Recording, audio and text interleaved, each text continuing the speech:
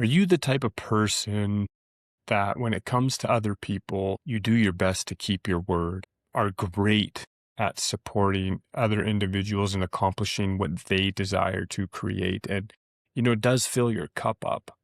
However, when you're done with those events, those meetings, those get togethers, and you come home and you look at your life, it's like, what am I missing? What's going on here? Because I see all these other people growing and expanding and creating, and yet I feel like I'm not moving in my life. Well, I got a story to share with you that may shine some light on this for you to help you move and create in your own personal life. So if you're up to it, keep listening and let's get into it.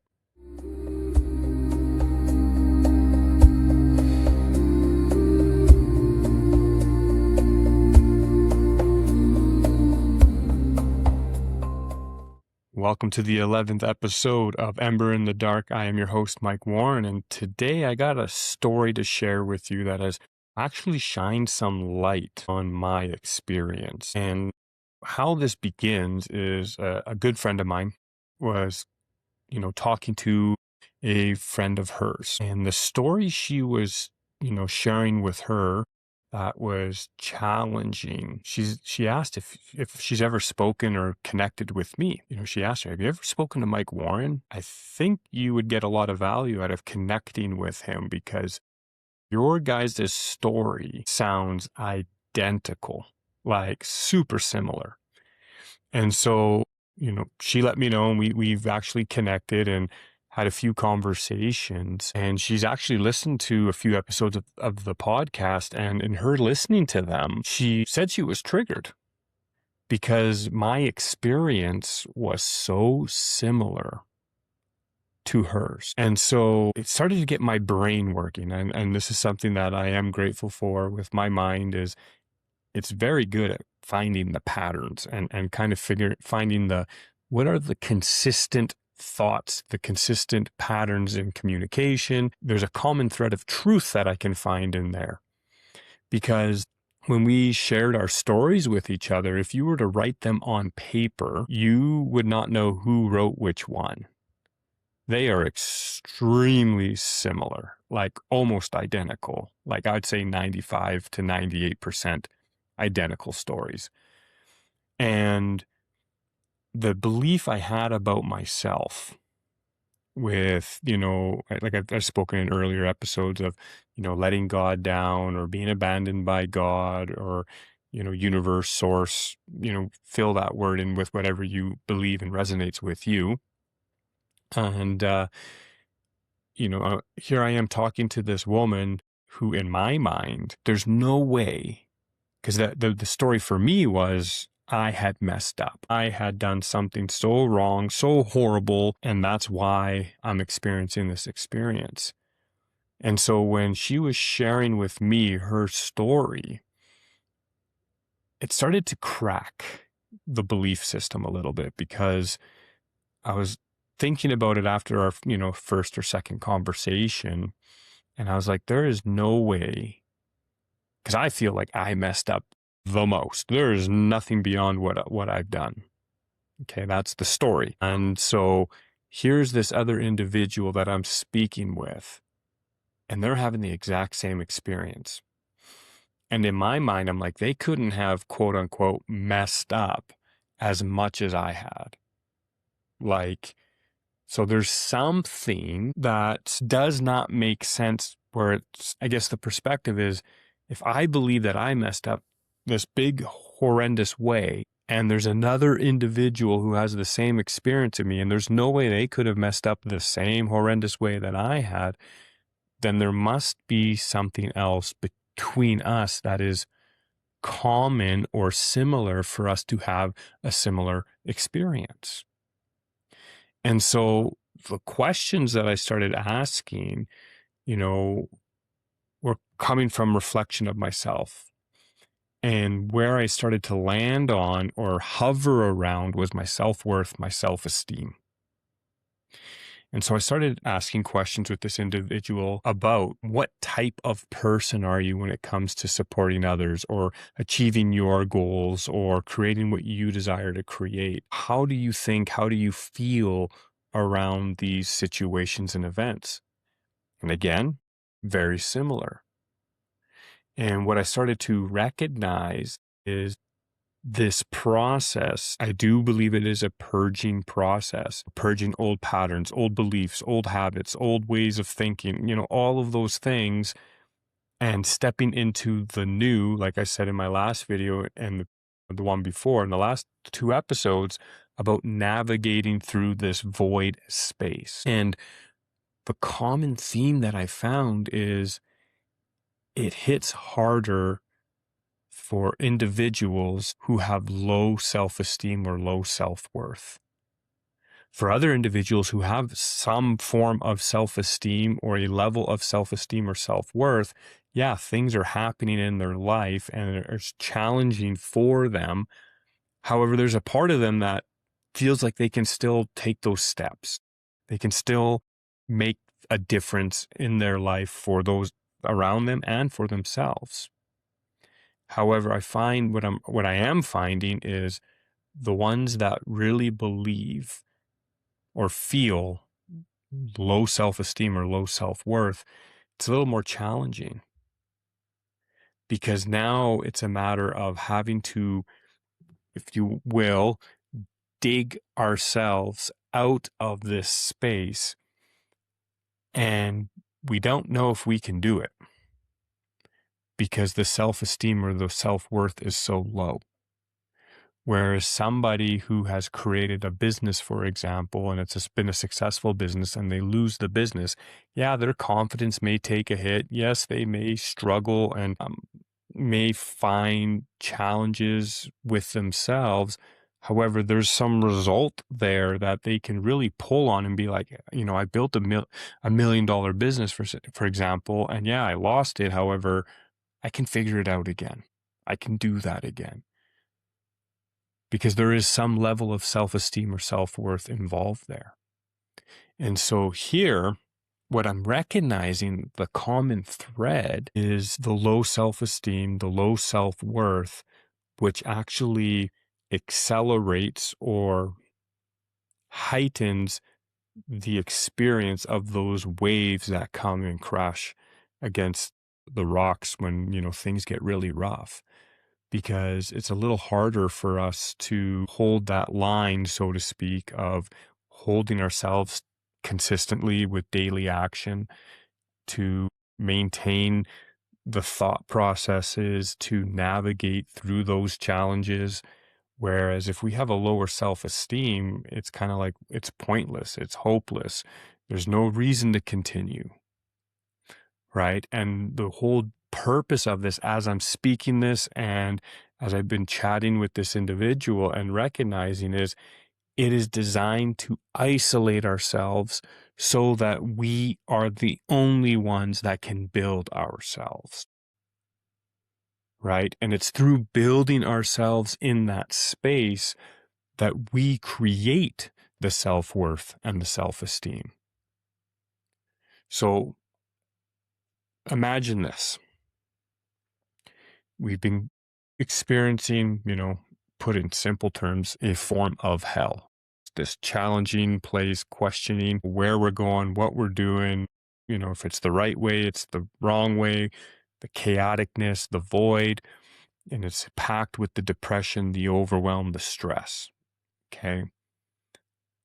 Now I want you to imagine you crawl, scraping with your nails like you're crawling from the depths of hell, pulling yourself out of it. And imagine your health turns around if that's part of your journey. You create a financial success story if that's part of your journey. You repair or create new relationships if that's part of your story. Now, I just want you to imagine being on the other side of that if you can. I get it. If you're in the thick of it as you're listening to this right now, it might be hard to imagine that piece. However, imagine how you would feel about yourself having clawed your way out of it on your own. Do you see the value there? Do you see what's possible in the worth you created for you? The fact that you were, quote unquote, in hell, and you clawed and scratched and did everything and got yourself out of there. You could look at yourself in the mirror and be like, I did it. I did this. I created this. Whatever this or that is for you. Nobody will be able to take that inner knowing away from you, regardless of what happens externally. And so I'm really starting to see a pattern here, and I'm starting to firmly believe this, that the individuals that have the lower self-esteem, the lower self-worth, and I'm not saying it from a right, wrong, good, bad place, just the individuals that don't really hold themselves to a high standard or have the self-esteem are challenged with something like this where they got to show up for themselves. And they have to be the ones to create the evidence for themselves and not go external anymore. And I think that's the biggest shift that's happening collectively right now, is to turn away from the external world for the acknowledgement, for the accolades, for the information, so to speak. And what I mean by that is going outside of ourselves for validation, right? Performing well in school or at a job and getting a pat on the back. That's no longer the world that we're living in. The bigger shift that I believe is coming, that's working within ourselves, is moving in a way that we can show up authentically and integrity with ourselves. And it doesn't really matter about other people as much anymore. This is what I've been finding for myself. It doesn't matter whether people say I did a great job or a horrible job. I got to be the one that lives with it. And I got to be the one that I got to look in the mirror and be like, did I do a horrible job? And if I did, how do I improve? Did I do the best job I possibly could? Yes. Awesome. Keep going. However, the individuals like myself that really struggle with the self-worth and the self-esteem, because we don't have that within ourselves, we don't hold that within ourselves and talk about ourselves that way, we are looking for other people, other situations, other events to communicate that to us so we can feel good about ourselves versus us being the source of it. And so that being said, like this process of navigating through the void, like I spoke in the last episode, the consistent daily actions, maybe it's making your bed, maybe it's saying I love you 3 times in the mirror when you're brushing your teeth, maybe it's going to the gym at a certain time, doing the workout even when you don't feel like it. Those consistent daily actions and you keeping your word to yourself is what's going to start to build that self-esteem, build that self-worth up such that you begin to trust and lean on yourself again. I get it. There are some choices that we have made in the past that has led us to this place, and it's meant to support us in recognizing them and such that we can choose something different. Yet if the self-esteem and the self-worth is not there, it's very, very difficult to even choose something to do different. So start small, right? Like I said, start with making your bed every day. Just start there. Just start with something small that you can say you accomplished. And don't feel like it has to be great leaps and bounds that have to happen in a short period of time. If you've been fighting the battle for a longer period of time, I'm starting to surrender that it might take a little bit longer than a day or two to get out of it. It's not fair to myself. And if you're playing this game, it's not fair to you to be going through something that's been challenging for a year, 2 years, 3 years, or longer and expect it to be switched in a week or a month. It's going to take a little bit longer than that because it's on us to be our own savior. And what I mean by that is it's on us to provide the pieces that we're looking for, the love, the compassion, the grace, the consistency, the discipline. It's on us to provide that. And what I've recognized with this conversation is the commonalities, or the dots that I started connecting because we were so similar, is it's a level of self-worth. I mean, think about it. This story that I had, that I've been, disconnected or shunned or abandoned by God, creator, source, whatever it is for you, this individual had a very similar experience. Where did I go wrong? What did I do wrong such that Spirit, God, has left me? And the fact that this individual is having this experience and I'm having this experience, well, what's common between us? And what I landed upon was the self-worth. And so maybe it's time to start treating yourself a little differently. Maybe it's time to start practicing talking to yourself out loud in your mind with a little more compassion, a little more grace, a little more gratitude, right? To really make a conscious effort in changing the mode of thinking. Because in my personal experience, and I'm not saying this is true across the board or anything, just in my personal experience, the individuals who struggle with the self-worth, who struggle with the self-esteem, they're typically the ones that are a little more challenged in taking action for themselves, to create things for themselves. It's fine to do it for other people. I am guilty of this. I am somebody that loves to support others. When I step back and look at it, a part of that, I'm not saying it's all bad. However, a part of that is because there is a form of validation externally that gets given to me by saying, thanks for being such a great person to support with this, to help out with this. So I get to feel good by helping somebody else. Yet when I step out of that role and step into my life, nothing's really changed because I'm not taking that action for myself. Think about that. Think about the people you've supported in your life. Think about the people that you feel really grateful that you get to show up for. Imagine if you took that version of you and showed up for yourself that way. What would your life look like? How would you feel about yourself? What would you think about yourself?